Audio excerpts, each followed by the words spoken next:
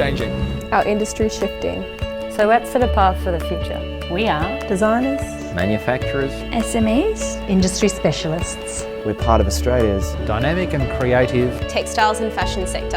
And together, we are shaping the future. We're building an innovative, vibrant, sustainable and collaborative industry. Our future is one where entrepreneurs thrive. We create smart manufacturing jobs.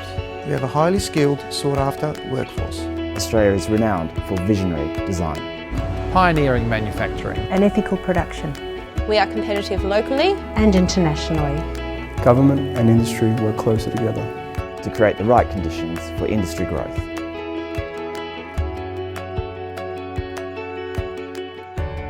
Well, I would say it's probably just not the textile industry, but I would say anyone in manufacturing.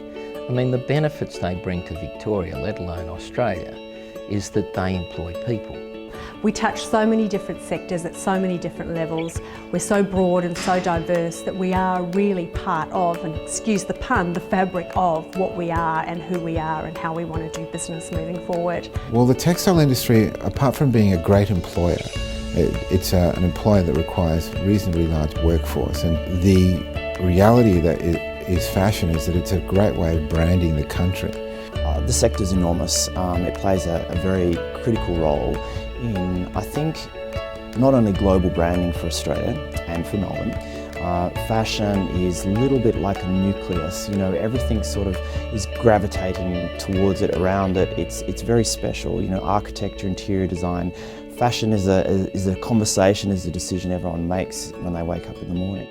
Textiles is a unique industry in that it can be operated as a large business or as a small business. And if you look at the history of textiles in Australia, it's been pretty evenly spread between regional areas as well as metropolitan areas. So it provides jobs and opportunities right across the country for small manufacturers, small operators, as well as large manufacturers.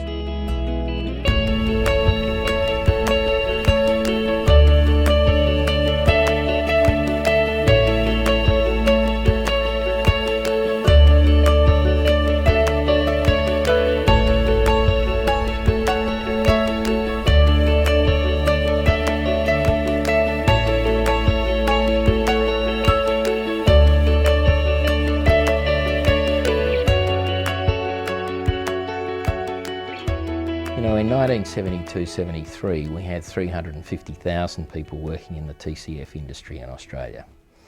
And we had quite a vibrant industry. And in 1974, with change of government coming through, we had a 25% tariff cut. And in our plant in Hobart at the time, we went from 550 people to about 200 people in a space of about 3 or 4 months. And that was probably the start of the decline, I think, in textiles and clothing and footwear in Australia. At one stage, everything that was sold in the area of apparel was made locally, now to a point where hardly any product is made locally. The low cost of imports have really prohibited those companies that have been able to, in the past, manufacture garments in large volumes here in Australia, and that's had a flow-on effect to the large manufacturers of fabrics and dye houses here. There's been a massive trend towards homogenisation. As larger companies come in, they tend to push smaller local designers and independent designers out of the market because they can't compete with their product prices or their product range. When I first began, it was quite important for a lot of people to see that some things were made in Australia. And as time has progressed, a lot of people have let that go and have just really been looking for the cheapest prices, and quality's fallen, and we need to invigorate somehow that patriotism back into our industry so people can care about that, so that we can try and bring stuff back to Australia, which is a good time for it to happen. Today, the industry have 35,000 employees. So we've gone from 350 to 35,000. It's a very exciting and challenging time that we're in at the moment, but what I've now found is that we need to really be concentrating on the capability of the industry, the knowledge that they have, the way that they are using that and sharing that and articulating what they are and how they want to go about doing that. We're pumping out a lot of designers. Okay, there is not a lot of support towards developing a lot of technicians. There's a general shortage in Australia for skilled technicians. Designers can't do anything without technicians to execute the work they need to do. I think the industry needs job-specific training to train for machinists, train for pattern makers, train for sourcing. I've had a few fashion students that's doing work experience with me, and what I found out was their knowledge wasn't up to the industry standard.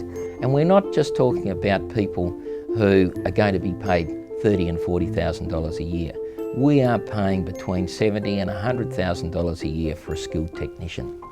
At the end of the day, it's a mix of training delivery methods that is most effective, face-to-face with international experts talking about their experience and how their technology works, all the way through to online self-paced training that operators and people within the office can work through. We need better training and better education when it comes to getting people to turn their skills and their products into a business instead of just looking for jobs, because a lot of them can easily start their own small business. When it comes to operations, supply chain and finance, and attracting the right investors and maybe even the right collaborations internationally, I think these are the pathways that can really help them to become more successful in the future. We need to have more understanding and more exposure to technology, to world's best practices, and we need to learn that in a flexible environment, in a more, if you like, an intense space where we can all come together and learn what we need to know to continually gap fill the knowledge that we need.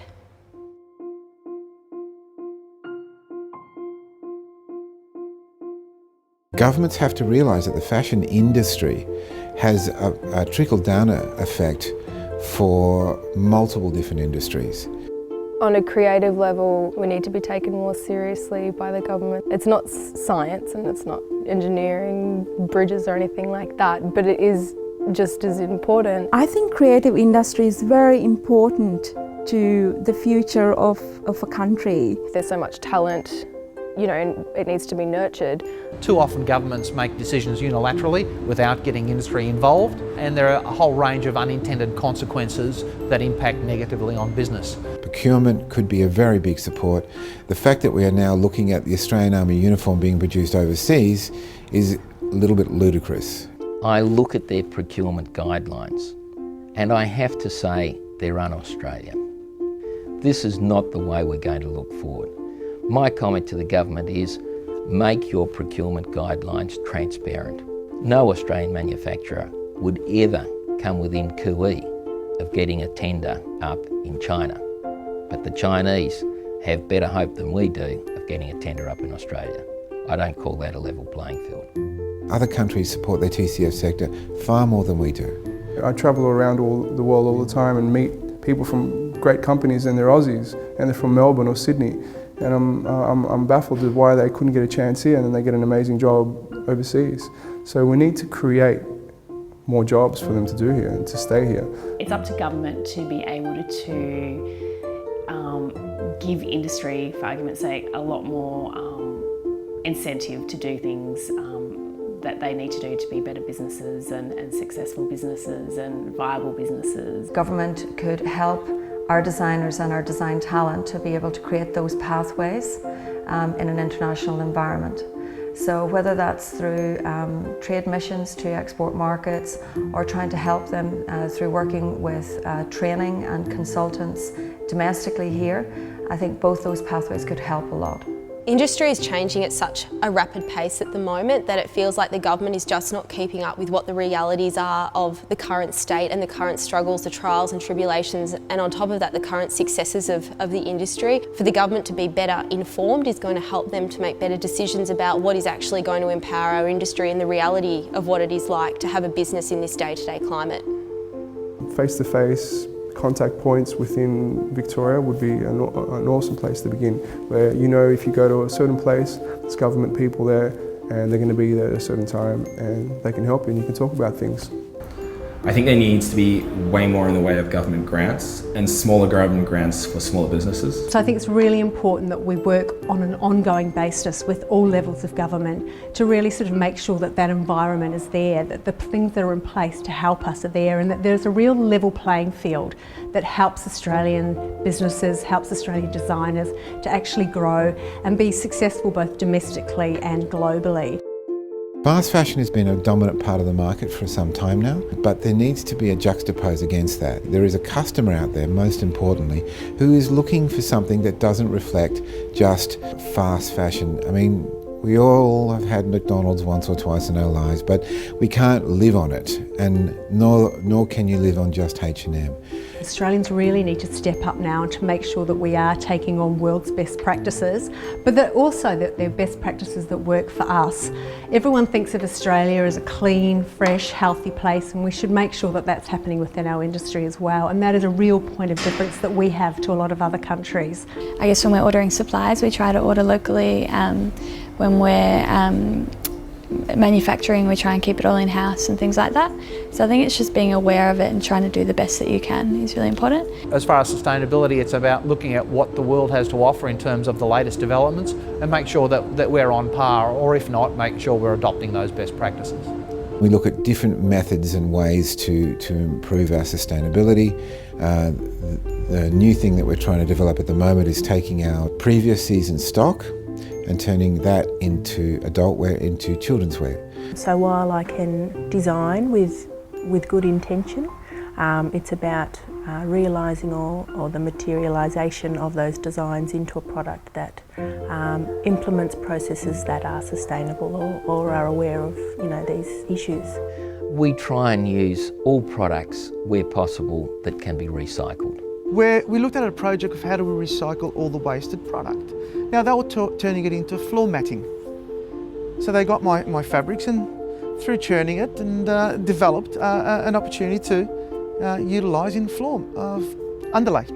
It doesn't have to be onerous, it just is a change of thinking, a change of focus, a change of energy, a change of direction that can have a really positive effect on our environment. What I think we need in the industry to make it more sustainable is transparency. I want to know that whenever I walk into a store, like whether it's a department store or some other kind of fashion retailer, I want to know that they've done the right thing. To further support sustainability, if we were able to access a group of mentors that could work within our sector to support companies and coach them through the development of that process would be hugely advantageous, and it's a very valuable opportunity for many businesses to pursue that.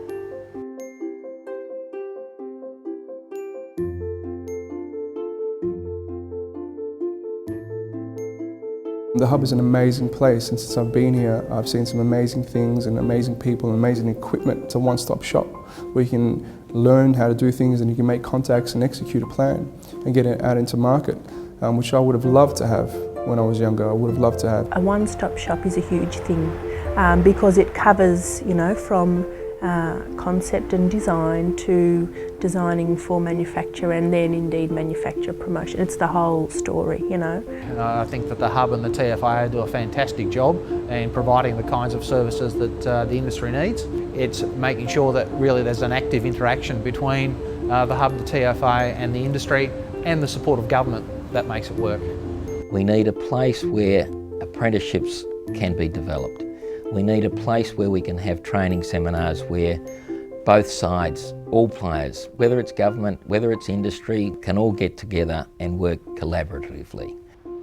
The Textile Fashion Hub is also a great asset, and it's a great opportunity as a gateway for students and other members and industry to actually go through and see the evolution of textiles.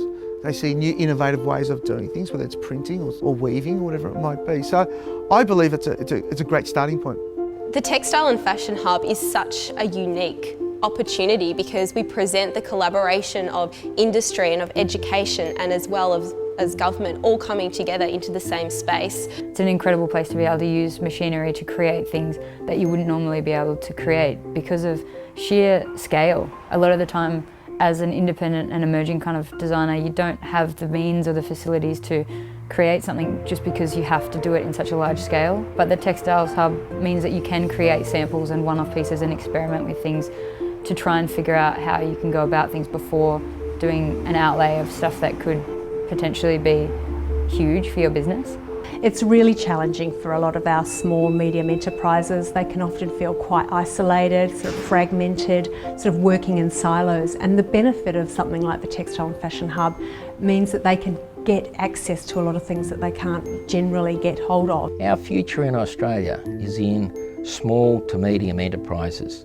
I think we're really at the moment on the crest of a very exciting wave, and we can either decide that it's all too hard and we don't want to play anymore, or hopefully we'll look at ways that we can be innovative, collaborative, and look at the opportunities that are out there.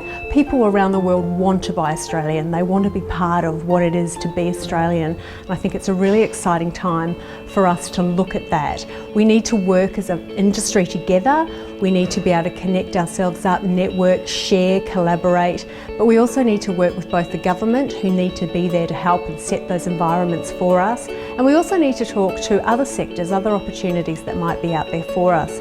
And I think the public's another area that we sometimes forget, is that there's a big opportunity for us to actually share and engage and make our consumers and our end users and our audience and those people more engaged and more part of where we're going and how we're going to get there. The future of Australian textile and fashion is exciting, creative, sustainable, innovative, collaborative, best practice. Let's make it happen. Let's make it happen. Let's make it happen. Let's make it happen. Let's make it happen. Let's make it happen. Let's make it happen. Let's make it happen. Let's make it happen. Let's make it happen. Let's make it happen.